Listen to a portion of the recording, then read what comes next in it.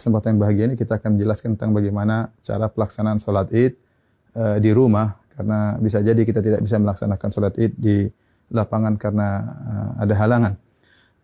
Para ulama, jumhur ulama berpendapat bahwasanya dibolehkan sholat Id di rumah bagi orang yang tidak bisa menghadiri sholat Id di lapangan. Sebagaimana diriwayatkan Imam Al-Bukhari rahimahullahu taala bahwasanya Anas bin Malik radhiyallahu taala anhu pernah sholat di rumahnya, fajama'a ahlahu wa banihi, maka dia kumpulkan istrinya dan anak-anaknya, kemudian dia menyuruh budaknya untuk menjadi imam. Ini dalil yang dijadikan dalil oleh para ulama bahwasanya boleh sholat Id di rumah. Adapun bagaimana cara pelaksanaannya, secara umum pelaksanaannya sama saja. Tidak ada bedanya kita sholat Id di rumah dengan sholat Id di lapangan. Bedanya kalau di rumah kita tidak melaksanakan khutbah, itu saja. Baik, saya ingatkan kembali bagaimana cara pelaksanaan sholat Id. Sebelum sholat Id kita disunahkan untuk mandi, ya, yaitu mandi tersebut kita kerjakan setelah terbit fajar agar kita mandi di hari Id.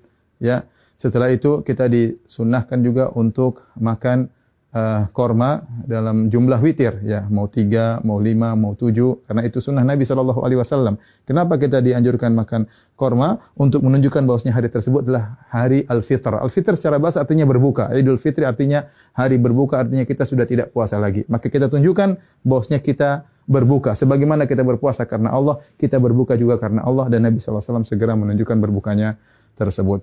Kalau tidak ada korma, maka sebenarnya Allah mengatakan boleh makan yang manis-manis. Kemudian setelah itu kita sholat Id. Adapun sholat Id, maka waktunya dimulai dari waktu syuruk, yaitu sekitar 15 menit setelah sunrise, setelah terbit matahari. Dan berakhir kata para ulama sebelum waktu zawal, yaitu sekitar 15 menit atau 10 menit sebelum azan zuhur. Di antara itu kita boleh melaksanakan sholat Id. Tapi yang terbaik kita sholat Id di awal waktu, di pagi hari. Adapun pelaksanaannya, maka kita bertakbir rakaat pertama 7 kali, rakaat kedua 5 kali takbir. Nah, ada khilaf di kalangan para ulama tentang 7 takbir ini. Apakah 7 takbir tersebut termasuk takbiratul ihram ataukah takbiratul ihram tidak dihitung? Ya, takbiratul ihram tidak dihitung. Ini pendapat Imam Syafi'i rahimahullahu taala dalam kitabnya Al-Um, bahwasanya takbiratul ihram tidak dihitung. Jadi bagaimana caranya? Kita bertakbir dulu, Allahu Akbar. Ini takbiratul ihram. Kemudian kita baca doa istiftah. Setelah kita baca doa istiftah, baru kita bertakbir 7 yang disebut dengan takbirat zawaid, takbir tambahan. Kita takbir Allahu Akbar. Allahu Akbar. Nah, apakah di antara takbir ini ada doa khusus? Tidak ada dalil ya, dari Nabi SAW.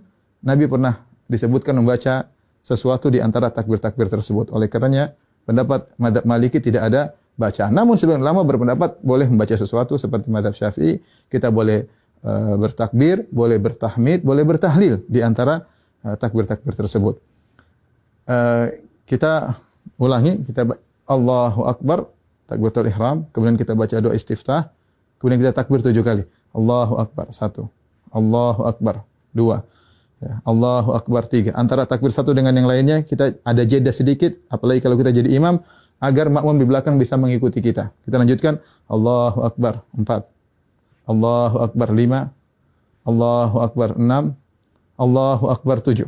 Setelah itu kita ta'awudz, kemudian kita baca Al-Fatihah. Setelah baca Al-Fatihah, kemudian kita baca surat. Nah, surat ini kita bisa baca, disunahkan baca surat Sabbihisma Rabbikal A'la, atau kita baca surat Qaf, ya. Salah satunya sunnah, seandainya seorang baca surat yang lain juga tidak jadi masalah. Setelah kita selesai baca surat, maka kita ruku, Allahu Akbar, ya, seperti biasa. Kemudian kita sholat, sampai kemudian kita pada rakaat, mau naik ke rakaat kedua, tatkala kita sujud, ya, kita sujud, kemudian kita mau bangkit ke rakaat kedua, maka kita bertakbir.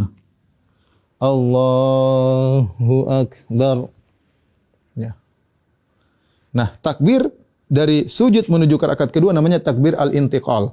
Yaitu takbir perpindahan dari satu rukun ke rukun berikutnya, dan itu tidak dihitung, tidak dihitung. Nah, rakaat kedua kita bertakbir 5 kali. Takbir tadi enggak dihitung, kemudian kita takbir lagi. Allahu Akbar. 1, Allahu Akbar. 2, Allahu Akbar. 3, Allahu Akbar. 4, Allahu Akbar. 5. Kemudian kita baca Al-Fatihah dengan jahar.